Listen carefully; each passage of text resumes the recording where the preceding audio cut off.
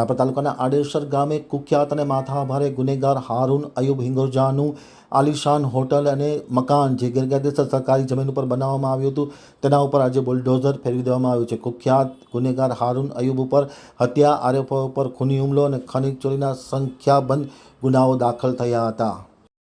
હવે જોઈએ રાપર આમતક ન્યૂઝ બ્યુરોનો એક વિસ્તૃત અહેવાલ।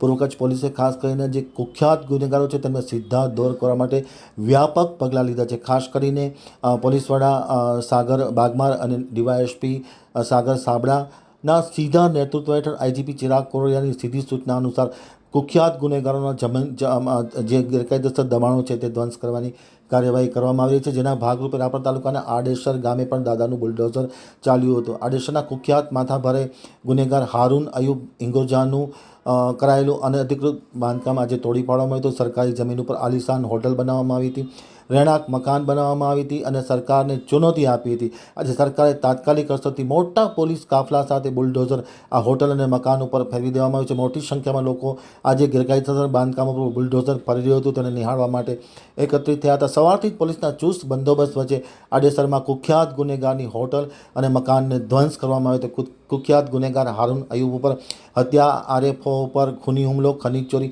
સહિતના સંખ્યાબંધ ગુના હતા। તે ગુનાને લઈને આજે પૂર્વ કચ્છ પોલીસે ધાક બેસાડતી કાર્યવાહી શરૂ કરી દેવામાં આવી છે।